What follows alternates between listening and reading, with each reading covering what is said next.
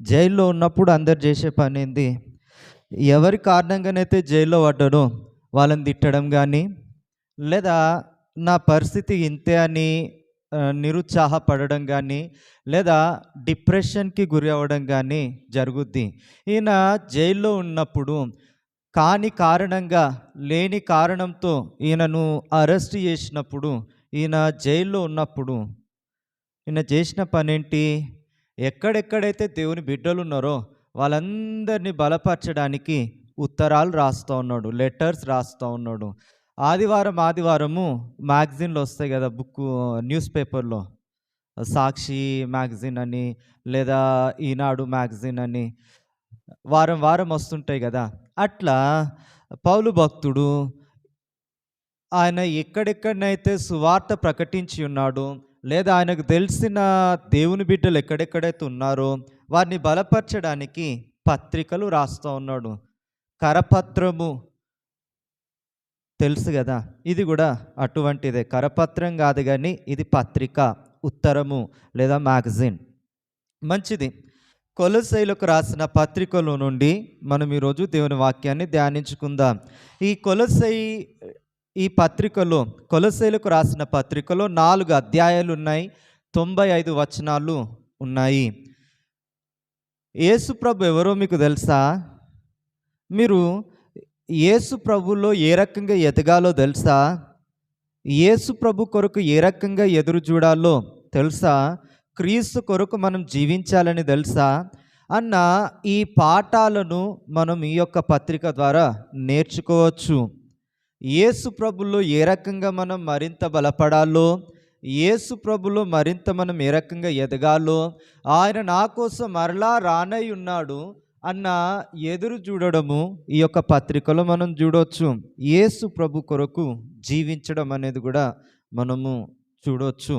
95 వచనాలు ఎక్కడుండి రాసిండు ఈయన? జైల్లో ఉండి రాసిండు. జైల్లో ఏమైనా సౌకర్యాలు ఉంటాయా? సంతోషం ఉంటుందా?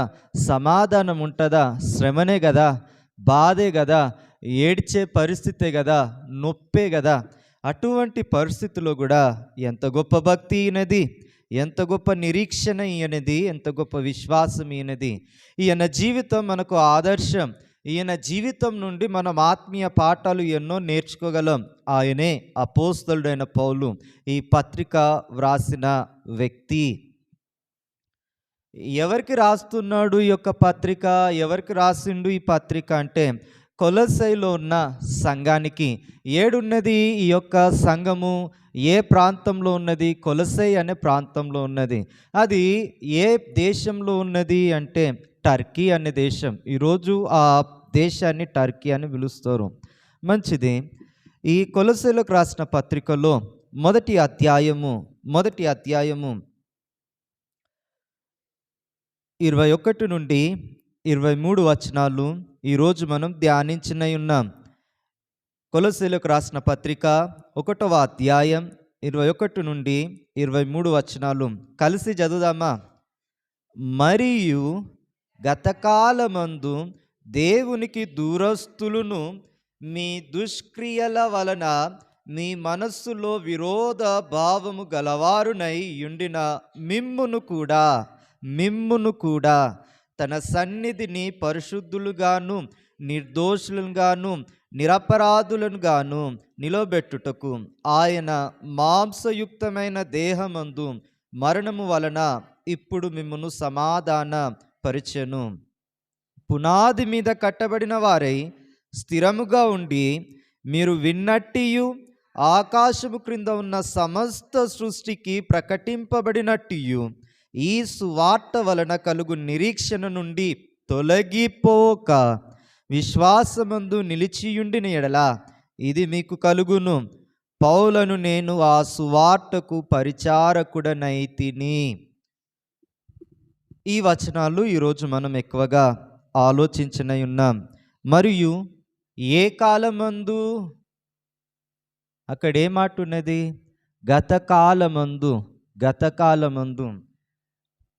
నిన్నటి దాకా లేదా ఈరోజు రాత్రి 12 వరకు కూడా ఏం సంవత్సరం అని అంటాం మనము?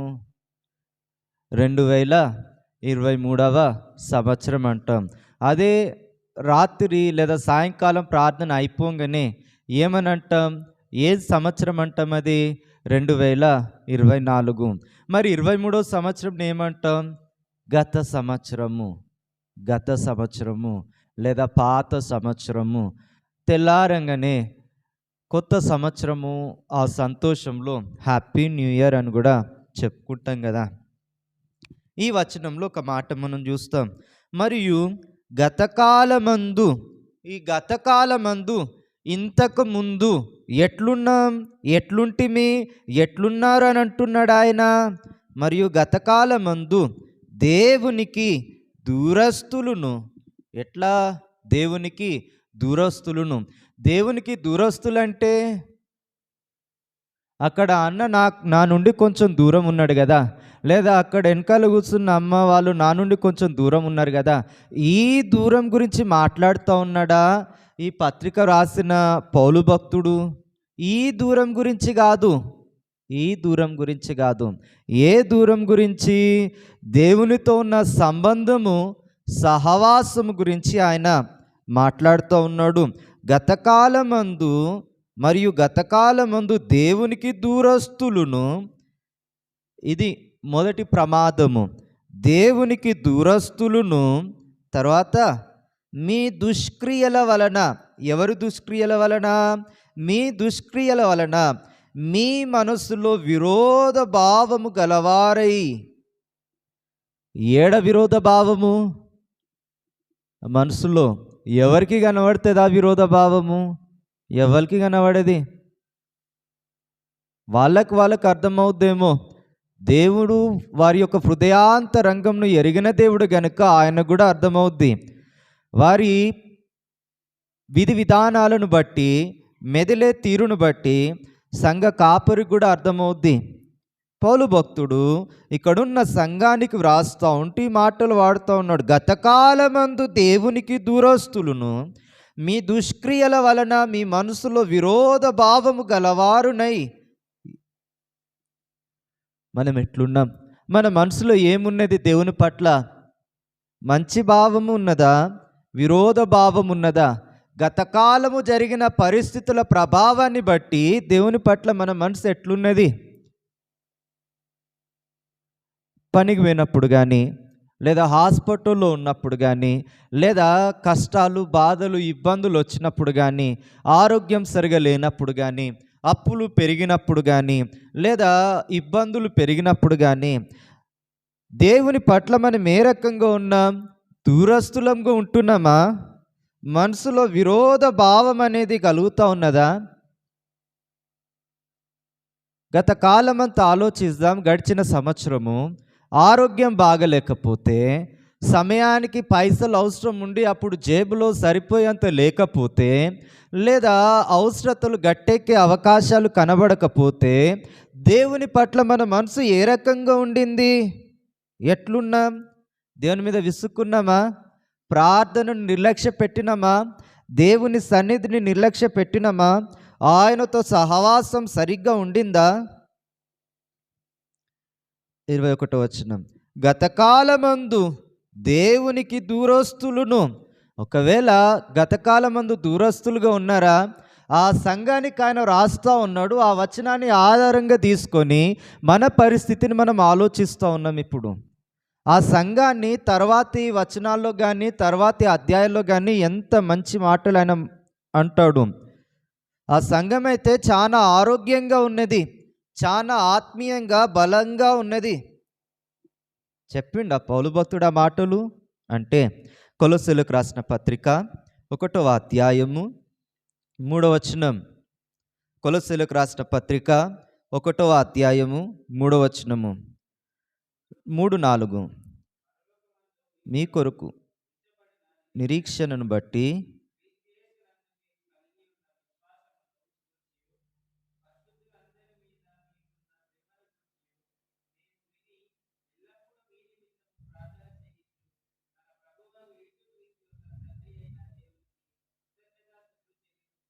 అబ్బా దేవా, వీళ్ళ నిరీక్షణ ఎంతో గొప్పది.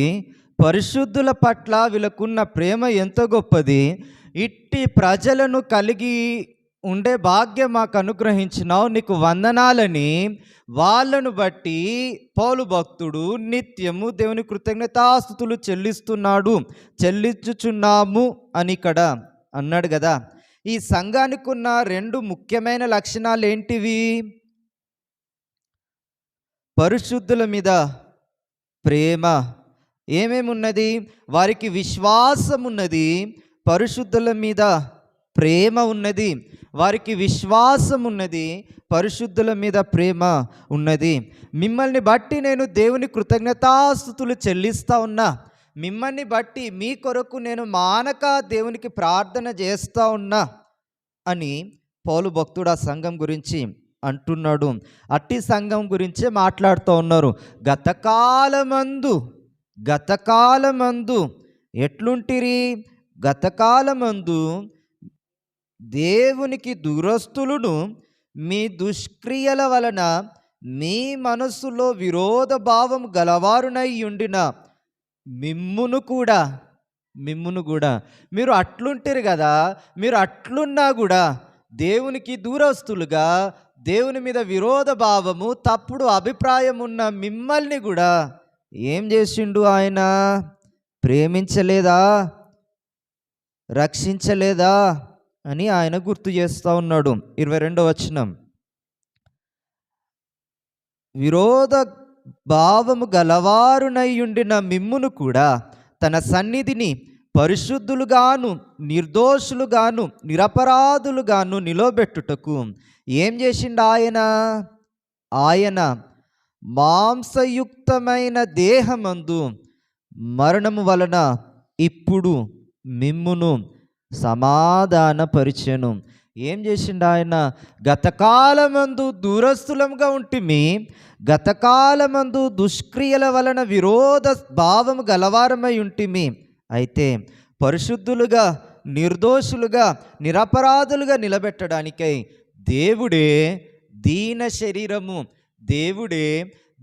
శరీరము మట్టి శరీరము రక్తమాంసములు గల దేహమందు ఆయన మన కొరకై మరణాన్ని అనుభవించి ఉన్నాడు. తండ్రి అయిన దేవునితో మనకు సమాధానము అనుగ్రహించి ఉన్నాడు. ఒక మంచోని కోసము, ఒక మంచి వ్యక్తి కోసము ఒక వ్యక్తి చనిపోవడానికి ముందుకొస్తాడేమో కానీ పాపి కోసము, శత్రువు కోసము, దూరస్తుని కోసము అంత మాత్రమే కాకుండా ఇక్కడ ఒక మాట మనం చూసి ఉన్నాం కదా, విరోధ భావం గలవారి కోసం ఎవరన్నా చనిపోవడానికి ముందుకొస్తారా?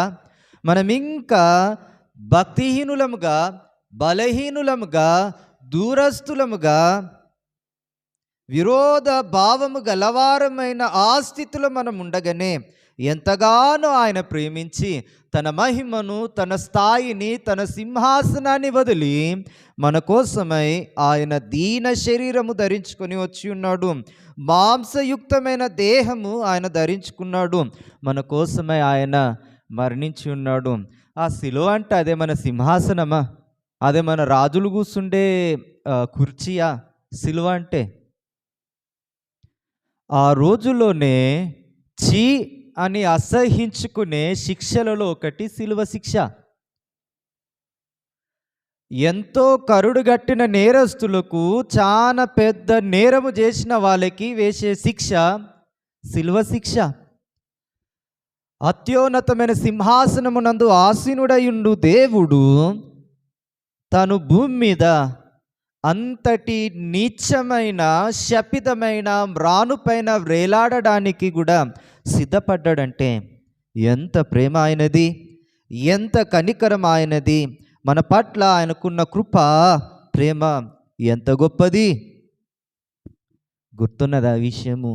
గడిచిన సంవత్సరం అంతా, గతకాలమంతా ఈ విషయం గుర్తున్నదా? దేవుడు మనల్ని ప్రేమించలేదా?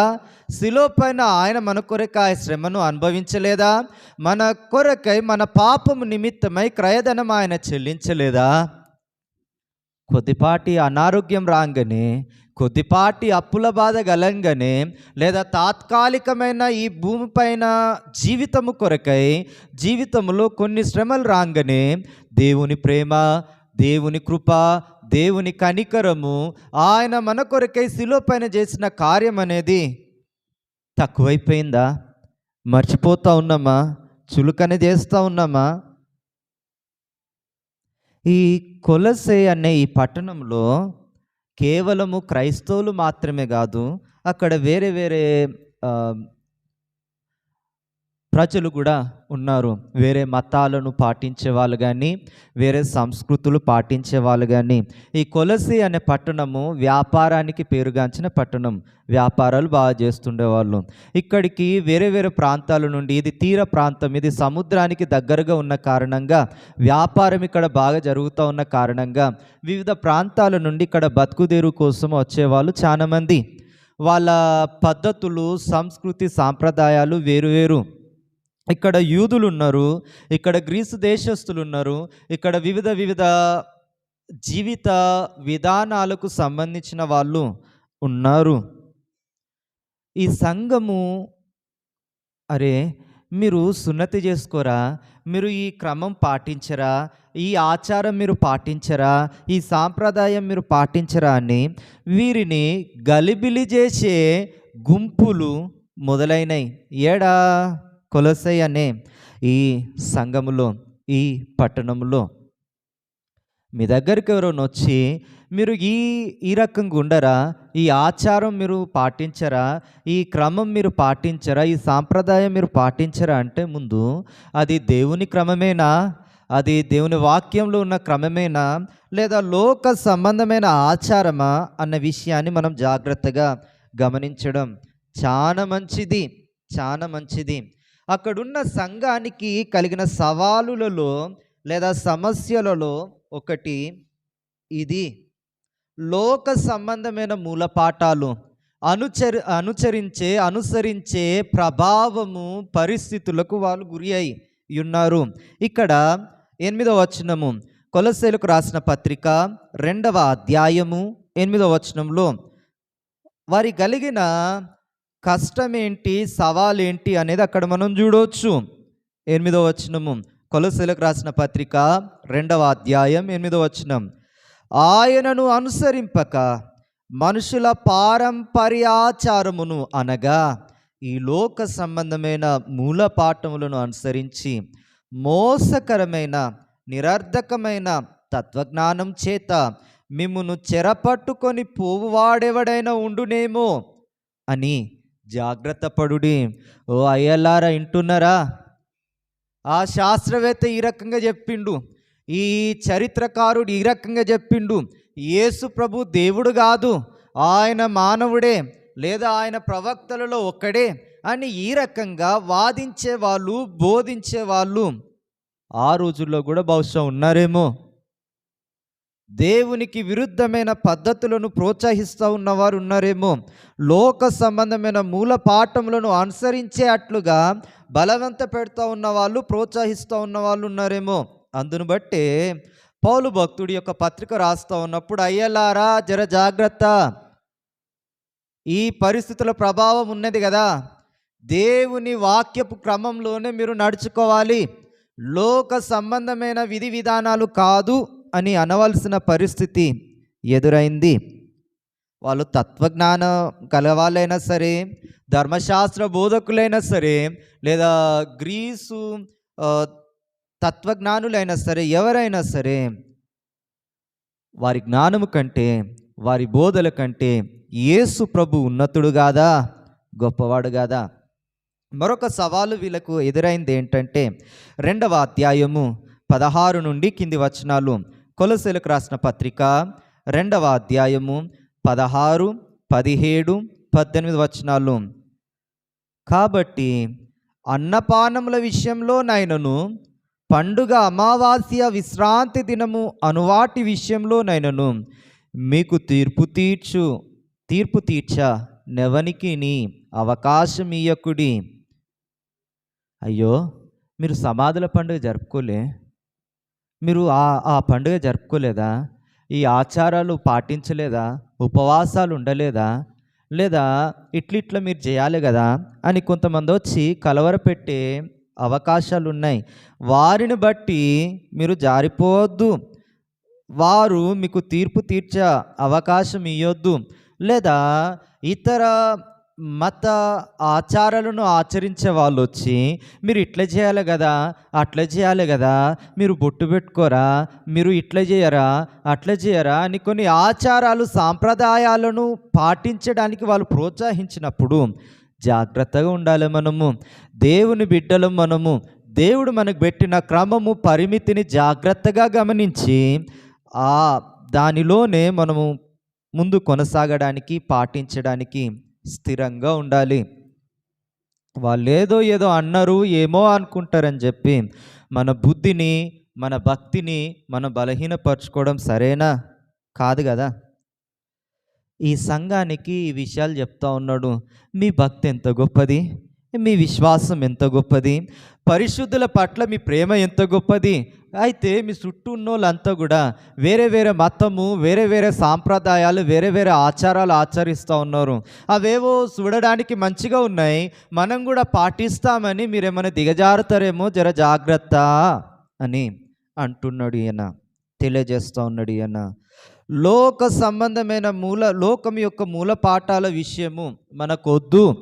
వాటన్నిటి విషయంలో మనం ఇప్పటికే చచ్చిపోయినాం అంటే వాటిని మన నుండి పూర్తిగా దూరపరుచుకున్నాము అని అంటా ఉన్నాడు. ఎట్లాంటోళ్ళు వాళ్ళు? 18వ వచనము, కొలసై 2వ అధ్యాయం 18వ వచనం.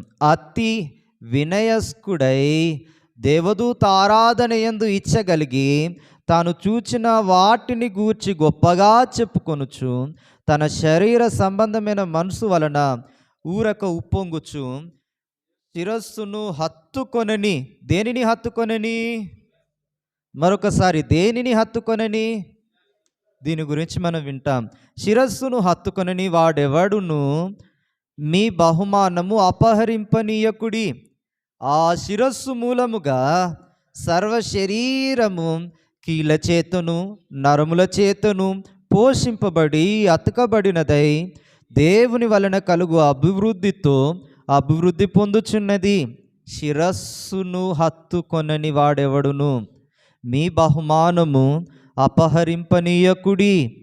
శిరస్సును హత్తుకొనని వాడెవడును మీ బహుమానమును హత్తుకొననీయకుడి. అంటే శిరస్సు అని ఇక్కడ పౌలు భక్తుడు సంఘానికి పత్రిక రాస్తూ ఉంటూ ఎవరిని గురించి ఆయన శిరస్సుగా ఇక్కడ చెప్తా ఉన్నాడు? ఎవరు తల? ఈ మొండము లేదా తర్వాతి శరీర భాగం అంతా కూడా సంఘమైతే ఈ తల ఎవరు? యేసు ప్రభు.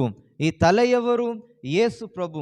సంఘము దేవుని శరీరము అయితే, సంఘము ఈ అంతా కూడా శరీరం అయితే, ఈ శరీరానికి తల ఎవరు? యేసు ప్రభువే. ఈ తలను కలిగి లేక, ఈ శిరస్సును కలిగి లేక ఆ శిరస్సును హత్తుకొనని వాడు మీ బహుమానమును అపహరింపనీయకుడి. అబద్ధ బోధకులే కానీ, అపవాది యొక్క అనుచరులే కానీ దేవుడు మీకు అనుగ్రహించిన ఆ బహుమానాన్ని అపహరింపనీయొద్దు. విశ్వాసం కలిగి ఉండండి, నిరీక్షణ కలిగి ఉండండి, ఆ శిరస్సుకు అంటుకొని ఉండండి అన్న విషయాన్ని ఇక్కడ మనము గమనించవచ్చు. ఏమనంటున్నాడు ఇంకా? ఆ శిరస్సు మూలముగా సర్వశరీరము కీళ్ళ చేతను నరముల చేతను పోషింపబడి అతుకబడినదై దేవుని వలన కలుగు వృద్ధితో అభివృద్ధి పొందుచున్నది. ఇక్కడ ఎవరి తలైనా ఈ మొండానికి కొంచెం దూరం ఉన్నదా? అట్లా ఎవరన్నా వచ్చుంటే ఉంటారా? ఇక్కడ ఎవరన్నా ఉంటామా? ఉండగలమా? అది ఎంత దారుణమో, ఎంత ప్రమాదమో ఇది కూడా అంత ప్రమాదమే. అంటే యేసు ప్రభు తల, సంఘమేమో శరీరము. యేసు ప్రభు తల, సంఘమేమో శరీరము. ఈ మధ్య ఏమన్నా గ్యాప్, ఈ మధ్య ఏమన్నా ఖాళీ లేదా దూరం ఏర్పడితే అది ఎంత ప్రమాదము. చూసేటోళ్ళకి అది ఇంపుగా ఉంటుందా? ఎంత భయంకరంగా అది ఉంటుంది కదా. అతకబడిన వారముగా ఒకటిగా మనం ఉండాలి కానీ దూరస్థులముగా ఉండడం అది ఎంత ప్రమాదము. గతకాలం ఎట్లుంటిమి? పౌలు భక్తుడు ఏమని అంటూ ఉన్నాడు? కొలస్సీలకు రాసిన పత్రిక 1వ అధ్యాయం 21వ వచనం, మరియు గతకాలమందు దేవునికి దూరస్తులను. ఏ ఏ విషయాలలో దేవునికి దూరంగా ఉంటిమి? మనము మందిరానికి లేదా ప్రార్థనకు మనం క్రమం తప్పకుండా వచ్చినామా? లేదా ఏ కారణమును బట్టైనా దూరస్థులంగా ఉన్నామా? వ్యక్తిగతంగా ప్రతిరోజు ప్రార్థన చేసుకున్నామా? ఏ కారణం బట్టైనా ప్రార్థనకు మనం దూరంగా ఉన్నామా? దూరస్థులంగా ఉన్నామా? కారణం ఏంటిది? ఆరోగ్యం బాగలేకపోవడమా? పని భారమా? లేదా ప్రయాణాలు చేయడమన్నా? ఏ కారణం బట్టి మనం దేవునికి దూరస్థులంగా ఉంటిమి? దుష్కార్యములను బట్ట, పాపమును బట్ట, దానిని బట్టి ప్రవ్వా నన్ను క్షమించు అని ఆయన సన్నిధిలో క్షమాపణ కోరి ఆయనకు సమీపస్తులముగా ఆయనతో అన్యోన్యమైన సహవాసం కలిగి ఉండడానికి మనము సరిదిద్దుకోవడం ఎంతైనా అవసరము. మరియు గతకాలమందు దేవునికి దూరస్తులను మీ దుష్క్రియల వలన మీ మనస్సులో విరోధ భావం గలవారై ఉండిన మిమ్మును కూడా ఒకప్పుడు అట్లుంటిమి, అయినప్పటికీ దేవుడు ప్రేమించి ఉన్నాడు. దేవుడు ప్రేమించి ఉన్నాడు. నరునిగా వచ్చి మన కోసమై ప్రాణం అర్పించి ఉన్నాడు. మృతిని గెలిచి తిరిగి లేచి ఉన్నాడు. యేసు ప్రభు ఇంకా పశుల పాకలో ఉన్నాడా? యేసు ప్రభు ఇంకా శిలువ పైన వేలాడుతూ ఉన్నాడా? ఆయన ఇంకా సమాధిలో ఉన్నాడా? ఇవి కాదు కదా. ఆయన మన కొరకై స్థలం సిద్ధపరుస్తూ ఉన్నాడు కదా. ఆయన మరలా మన కొరకై రానై ఉన్నాడు కదా. ఇప్పుడు మన చూపు, మన గురి, మన ఆశయము, మన నిరీక్షణ, మన తన్లాట, మన తిప్పల ఎటు దిక్కుండాలి? పరలోకం. నా వాళ్ళు చనిపోతే, మా అమ్మ చనిపోతే, లేదా మా కుటుంబ సభ్యులలో ఎవరో చనిపోతే ఇక అయిపోయింది అనుకోవడం కాదు. వాళ్ళు అక్కడున్నారు, ఆయన వాళ్ళని పట్టుకొని వస్తాడు. లేదా నేను అక్కడికి పోతా, అక్కడికి పోవడానికి ముందు భక్తిగా బుద్ధిగా బతకాలి అన్న ఆ తపన, ఆ పోరాటము మనం కలిగి ఉండాలి. ఇప్పటిదాకా ఏ కారణాలు బట్టో ఆయనకు మనం దూరస్థులముగా ఉండినట్టయితే ఇప్పటి నుండి ప్రవ్వా క్షమించు, ఈ కారణం బట్టి నేను నీకు దూరంగా ఉంటిని, ఈ కారణం బట్టి నాలో నీ పట్ల విరోధ భావం అనేది, తప్పుడు అభిప్రాయం అనేది ఉండింది, నన్ను క్షమించు, ఇప్పటి నుండి నీకిష్టునిగా జీవించుటకు సహాయం చేయని ఆయన సన్నిధిలో మనం ఎందుకు వేడుకోవద్దు? వేడుకోవాలి కదా.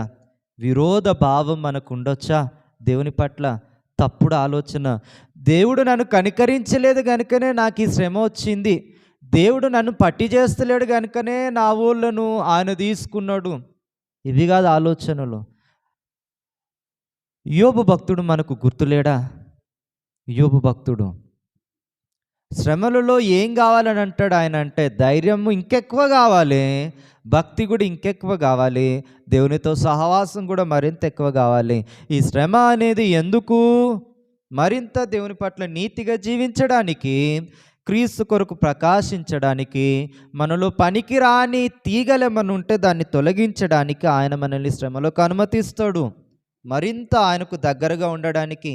ఈ విషయం మనం మర్చిపోవద్దు.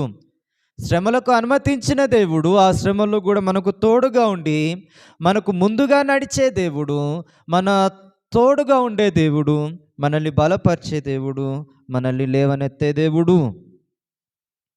ఇక్కడ వీరికి మాట చెప్తా ఉంటే ఇంకేమన్నాడు?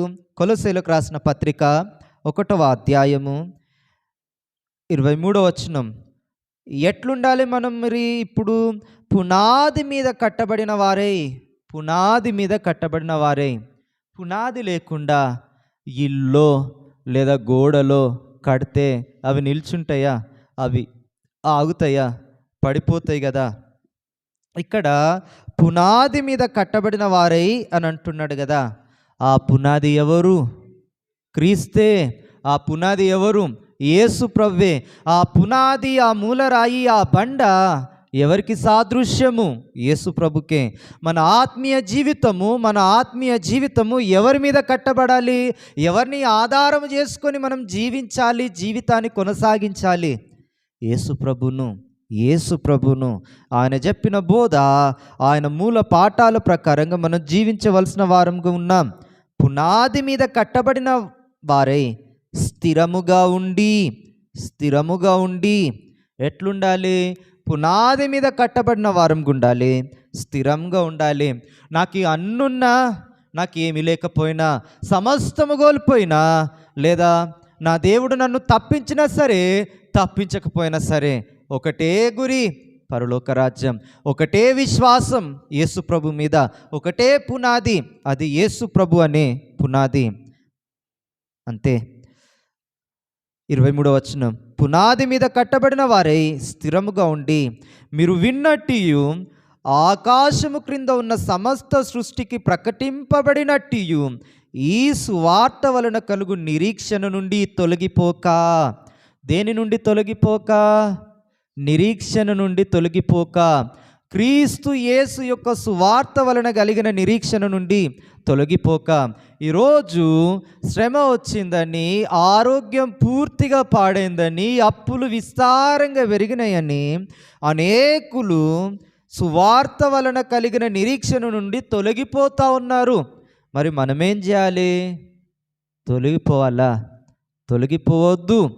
ఆయన మనకు తోడుగా ఉన్నాడు, గతకాలమందు తోడుగా ఉన్నాడు, ఎల్లకాలము ఆయన తోడుగా ఉండే దేవుడు.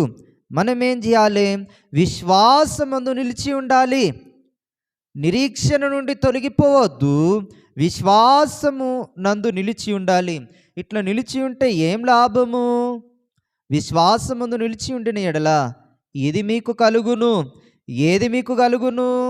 సమాధానము మీకు కలుగును, దేవుని సన్నిధిలో ఉండే భాగ్యము మీకు కలుగును, నిత్య రక్షణ మీకు కలుగును అన్న విషయాన్ని పౌలు భక్తుడు ఆ కొలొస్సీలకు రాస్తూ ఉంటూ ఈ విషయాలన్నీ తెలియజేసి ఉన్నాడు. ఆ పత్రికలో నుండి మనం ఈరోజు ఈ విషయాలన్నీ తెలుసుకున్నాం కదా. దూరస్థులంగా మనం ఉండొద్దు, దుష్క్రియలు వద్దు, విరోధ భావం అస్సలే వద్దు. మరి ఏం చేద్దాం? విశ్వాసం నందు స్థిరంగా ఉందాం, నిరీక్షణ కలిగి ఉందాం.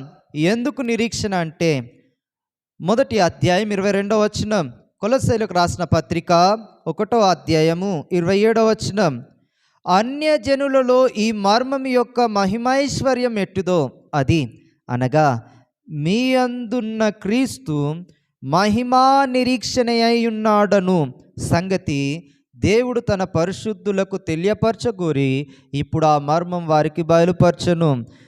ఎవరు మహిమా నిరీక్షణ? యేసు ప్రభువే. గృహ నిర్వాహకత్వము అన్న మాట మనం చూస్తాం. ఎవరు మహిమా నిరీక్షణ? ఎవరు ఆ గొప్ప నిరీక్షణ? యేసు ప్రభువే. ఏంటి ఆ గొప్ప నిరీక్షణ? పౌలు భక్తుడు అంటాడు, ఈ జీవిత కాలం ఉండు ఆ శ్రమ, ఈ జీవితంలో మన కలిగే శ్రమ అది కొద్ది కాలం వరకు మాత్రమే. మన శరీరం, మన దేహం అనేది అది కొద్ది కాలం వరకు ఉండే శరీరమే, అది క్షయమైపోయేదే. ఆ పరలోక రాజ్యము అక్షయము, ఆ నిత్య రాజ్యము అక్షయం, అది ఎల్లకాలం ఉండేది. ఈ శ్రమలు కూడా కొద్ది కాలం వరకు మాత్రమే. నా దృష్టి దీనిపైన కాదు, యేసు ప్రభు పైన, ఆయన నా కోసం సిద్ధపరుస్తూ ఉన్న పరలోక రాజ్యం పైన అని తను పోరాడి ఉన్నాడు, పరుగెత్తి ఉన్నాడు, చివరకు తన పరుగును కడుముట్టించి ఉన్నాడు. మనమైతే ఇప్పుడు పరుగెత్తుతూ ఉన్నాం. మన ఆత్మీయ జీవితం అనే పరుగు పందెంలో పరుగెత్తుతూ ఉన్నాం. కొంతమంది అయితే ఇప్పటికే ఆపేసి ఉన్నారు వాళ్ళ పరుగుని. కొంతమంది అయితే ముందుకు పరిగెత్తాలా వెనకకు పోతూ ఉన్నారు, అటే ఉరుకుతూ ఉన్నారు. మరి మనము కాలు నొస్తానయనో, తల నొస్తున్నదనో, లేదా మరొక పరిస్థితి, అప్పులు పెరిగినాయి, ఆరోగ్యం బాగలేదు, లేదా నా ఆశ ఇది, నా కోరిక ఇది నెరవేరాలి, అది నెరవేరాలి అన్న తన్లాటతోని, ఆందోళనతోని ముందుకు పరిగెత్తాల్సిన మనము ముందుకే చూసుకుంటూ పరిగెత్తుతూ ఉన్నామా? ఎట్టనో చూసుకుంటూ పరిగెత్తుతూ ఉన్నామా? దానియేలైతే షద్రక్ మెషక్ అబేద్నెగో అయితే వాళ్ళ కష్టాలు వచ్చినా కూడా వాళ్ళ దృష్టి ముందుకే వాళ్ళు కొనసాగించుకొని ఉన్నారు. పౌలు భక్తుడు తన ముందుకే పరిగెత్తి ఉన్నాడు. యోబు తన దృష్టి దేవుని తట్టే నిలిపి ఉన్నాడు. దావీదు అంటాడు, నా కను దృష్టిని ఎల్లప్పుడూ నేను దేవుని తట్టే నిలిపి ఉన్నా, ఆయన నా పాదాలను ఆ వలలో నుండి ఆ కష్టంలో నుండి తీస్తాడు అని అన్నాడు. మరి మన దృష్టి ఏ రకంగా ఉన్నది? ఈ మూడింటిని మనం తొలగించుకుందాం, దేవునికి ఇష్టంగా జీవిద్దాం. దుష్క్రియలు వద్దు, విరోధ భావము వద్దు, దేవునికి ఇష్టంగా జీవిస్తాం. ఆ మహిమ నిరీక్షణ ఉన్న దేవుని యందు మనము నిలకడగలిగి ఉందాం. ఆ శిరస్సు ఉన్న యేసు ప్రభుకు అంటుకట్టబడి మన జీవితాన్ని మనం ముందుకు కొనసాగించుకుందాం. ప్రతి పరిస్థితిలో కూడా ఆయన మనకు తోడుగా ఉండి మనకు సహాయం చేసే దేవునిగా ఉన్నాడు. ఇప్పటి నుండి ఏం చేసినా కూడా దేవునికి మహిమ కలుగునట్లుగా మనము వాటిని చేద్దాం. చివరిగా, అంత మంచిగా ఉన్నారు కానీ ఈ పని మీరు చేయరా అని ఒక మాట గుర్తు చేస్తూ ఉన్నాడు. కొలస్సీలకు రాసిన పత్రిక 4వ అధ్యాయము 2 నుండి 4 వచనాలు. కొలస్సీలకు రాసిన పత్రిక 4వ అధ్యాయము 2 నుండి 4 వచనాలు. ప్రార్థనయందు నిలకడగా ఉండి కృతజ్ఞత గలవారై దాని యందు మెలకువగా ఉండుడి. ఇట్లాంటి చేయాల్సిన పనులు ఒక 6 మనము కొలస్సీలకు రాసిన పత్రికలో చూడవచ్చు. ఒక 6 మనం చూడవచ్చు. 2వ అధ్యాయం 6 నుండి 7 వచనాల్లోనేమో, మీరు ఆయన యందు వేరుపారిన వారై ఇంటి వలె కట్టబడుచు, మీరు నేర్చుకొనిన ప్రకారం విశ్వాసమందు స్థిరపరచబడుచు, కృతజ్ఞతాస్తుతులు చెల్లించుట యందు విస్తరించుచు ఆయన యందుండి నడుచుకొనుడి అని మనం చూస్తాం. వేరుపారిన వారై ఇంటి వలె కట్టబడుచు, విశ్వాసమందు స్థిరపరచబడుచు, ఆయన యందుండి నడుచుకొనుడి అని అంటాడు. 3వ అధ్యాయం 1వ వచనంలోనేమో, పైనున్న వాటినే వెదకండి అని అంటాడు, అటే దృష్టి పెట్టండి అని అంటాడు. అదే 3వ అధ్యాయము 10 చివరి భాగంలో, 3వ అధ్యాయం 10వ వచనం చివరి భాగంలో, నవీన స్వభావమును ధరించుకొని ఉన్నారు అన్నమాట అక్కడ మనం చూస్తాం. గతకాలమందు ఎట్లున్నామో అయిపోయింది, అది ఇప్పటి నుండి క్రొత్త వ్యక్తిగా దేవునికి ఇష్టంగా మనము జీవించాలి. 3వ అధ్యాయము 12-13 వచనాల్లో, దేవునికి ఎటువంటి జాలిగల మనసు, దయగల మనసు, వినయము, సాత్వికము, దీర్ఘశాంతము కలిగి ఉన్నాడో ఆ మనసు మనం కూడా కలిగి ఉండాలి అని చెప్తాడు. 4వ అధ్యాయంలో, ప్రార్థన చేస్తారు కదా, మంచిగా చేయండి, కృతజ్ఞతాస్తుతులు కూడా చెల్లించండి అని అంటాడు.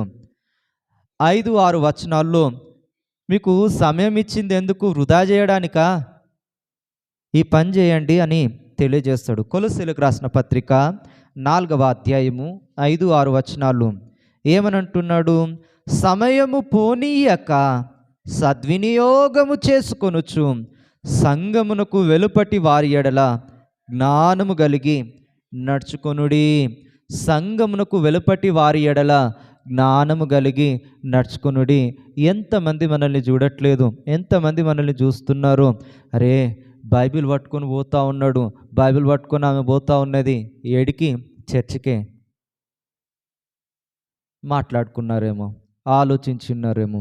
ఇంట్లో మనం మెదిలే విధానము, బయట మనం మెదిలే విధానము, మన మాట తీరు, మన ప్రవర్తన గమనిస్తూ ఉన్నారు. మన మాట ద్వారా, మన ప్రవర్తన ద్వారా దేవునికి మహిమ కలగాలి. ఇప్పటిదాకా ఏ రకమైన మాటలు ఉండినాయో, ఏ రకమైన ప్రవర్తన ఉండిందో, సరే ప్రభువా క్షమించు అని ఇప్పటి నుండి ఆయనకి ఇష్టంగా మనం జీవించాలి. ప్రార్థనలో నిలకడ ఉండాలి, కృతజ్ఞతాస్తుతులు చెల్లించడంలో మెలకువ ఉండాలి, దేవునితో మనం అంటగట్టబడి ఉండాలి, ఆయన యందుండి మనము నడుచుకోవాలి. ఎవరి యందుండి? ఆయన యందుండి, దేవుని యందుండి. ఎప్పటిదాకా? ఎప్పటికీ ఉన్నంత వరకు దేవుని సన్నిధికి చేర్చబడేంత వరకు, లేదా ఆయన మన కొరకు వచ్చేంత వరకు అట్టి నిశ్చయముతో, అట్టి తీర్మానంతో మనం ఈరోజు ఆరాధనలోనికి వెళ్దాం.